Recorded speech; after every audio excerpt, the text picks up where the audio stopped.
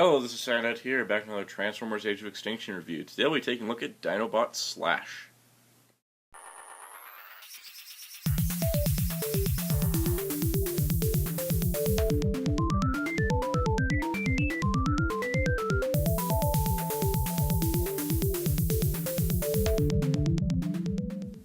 So here we have the second and final Dinobot from Wave 2 of Transformers Age of Extinction, which is Slash.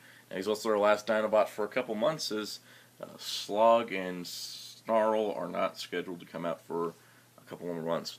But here is Slash. Now, Slash is a Raptor, which I don't believe we've gotten a Raptor Dinobot before. And he's a greenish, he's got green and blue colors to him, which just instantly makes me think of Kyoryuger. Overall, really cool dino mode. Being a raptor, it's a shape we haven't had before. So he's taller than Tyrannosaurus. Kind of has a different body structure to him. And he's not just a straight-up Grimlock remold, which is nice. He's also Deluxe instead of a Voyager. But overall, really cool. Take a look at the little details. It's really neat how the mouth works, because even though this piece, you'll see in the transformation, splits and moves, you still do have an opening mouth, which means Grimlock is the only one without manual mouth articulation. You also got ball-jointed dino arms here. With these interesting blades, they're supposed to be the feathers that we've learned that dinosaurs had, these feather designs, and they do translate that into the spike design throughout the tail and on his back. Now, unfortunately, when you have it like here, these pieces do get in the way. These are his robot mode weapons, and they're really hard to get out from that angle, which is the proper way of doing it. But I like to turn them around, which also gives him axe thumbs. And it just kind of works better as the arms now are unrestricted, and you don't have to worry about the blades getting bent as much. He also has a ton of leg articulation. He's got ball joint hip, he's got a swivel, he's got a knee bend that you can go pretty far without actually having the hand pop out. And he does have an ankle pivot, so you can get him some wide-legged raptor attack poses, which is really cool. He's actually the most versatile of all the dino modes. Mostly because of all his leg articulation, he has a lot more posing options. So overall, really cool dino mode.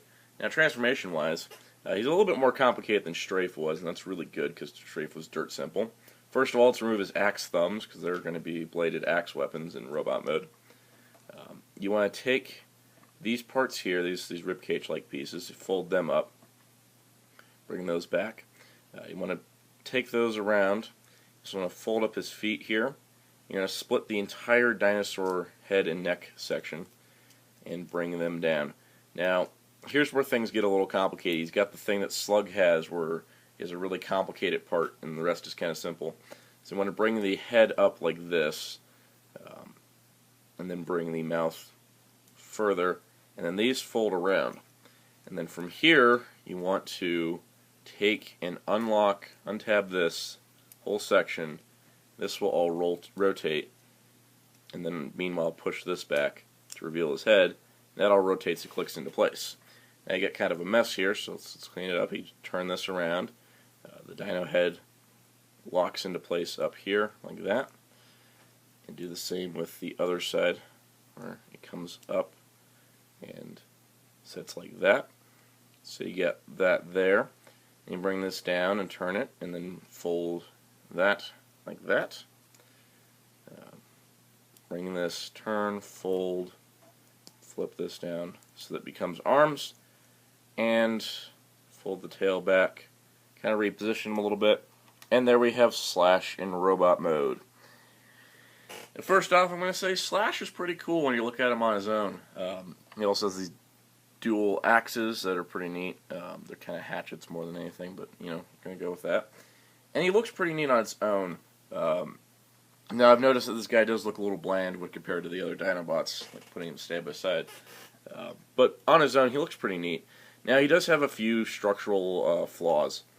And that's, first of all, his hips, because if you do this wrong, he starts doing the splits. The hip joints are extremely loose on here, and it's really a problem because his feet aren't that flat. And his legs are kind of together, and these giant pieces kind of make his hips vanish. His arms are also really bulky with these shoulder pieces, and he has the palm-up elbow joint. But he does have ball joints and a rotation. It's just these just get in the way between the Dino arms that just kind of stick here, and these in the way his arms don't go too far.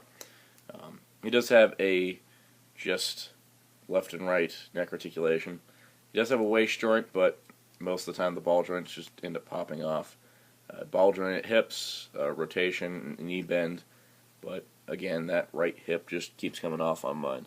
I don't know if that's a universal problem, but getting this guy to pose is really, really hard. I just kind of leave him at a pose of standing there ready to throw axes at people, because that's really what he can do.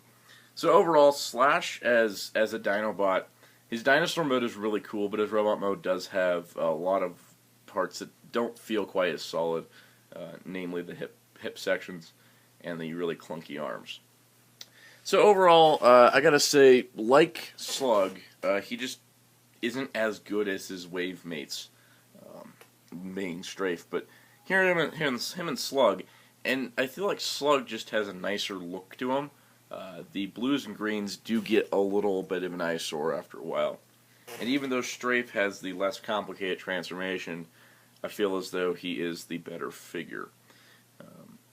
So out of the two, it's up to your personal preference, but I like Slug in the past, I'd say that Strafe is the weakest one of the wave, or excuse me, Slash is the weakest one of the wave, and Strafe is the better figure. But take your pick.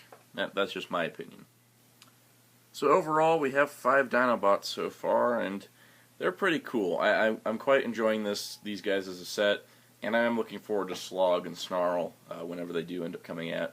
But I do say that the weakest one of them so far is Slash, which is unfortunate, but I think it's just his quality control is kind of making him less appealing than the others. Like Grimlock's joints are really super tight, Slash's are a bit loose, and it does feel like a cluttered figure and kind of unbalanced in that sense because he has really thin legs and this really bulky torso.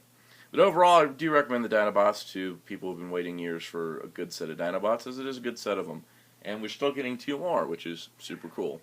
So anyways, stay tuned as I may review a Transformers Age of Extinction toy between now and the next Dinobot wave. But until then, we'll look at more Dinobots. Anyways, be sure to check out HeroTalker.com for your Transformers news and more. Until next time, saying goodbye.